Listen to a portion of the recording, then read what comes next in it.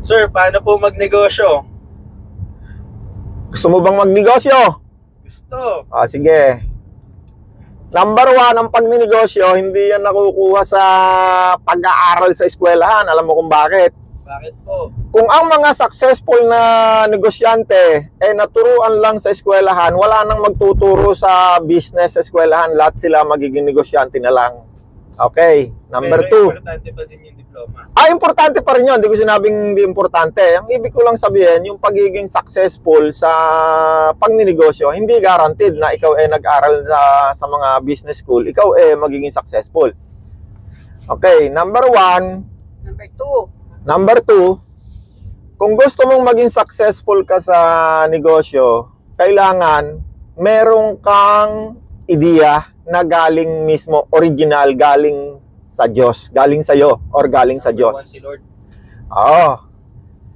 Kasi pag ikaw gaya-gaya lang sa negosyo, isang araw mapapagod ka sa ginagaya mo.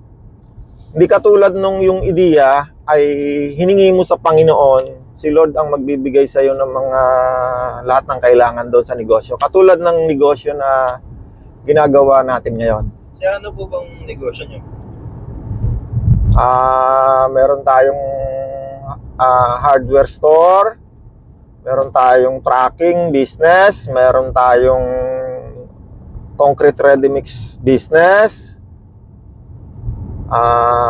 billboard business, Adriano's Events Place business, at ilan pa.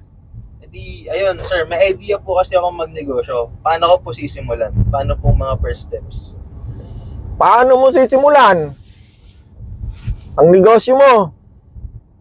Abay di kung ano yung hawak mo sa kamay mo na resources, umpisahan mo. Kung tiyak ka na yan ay ang ideya mo luto na. Kasi yung ideya, hindi pag pumasok lang sa iyo ngayong araw na to, bukas umpisahan mo na. Siyempre, aralin mo muna yan. Hingi ka sa Panginoon ng mga detalye. Saan mo ibebenta, saan mo gagawin, paano mo patatakbuhin. Yan, mga mahalagang detalye yan. May bayad ang aking turo ko Christian businessman ang tawag dyan. Hindi traditional na negosyo ang ating diskarte. Kakaiba. Laging nakasama si Lord sa usapan. Siyempre. Nag-umpisa tayo ng negosyo, wala man tayong kapital. Ano ang secret?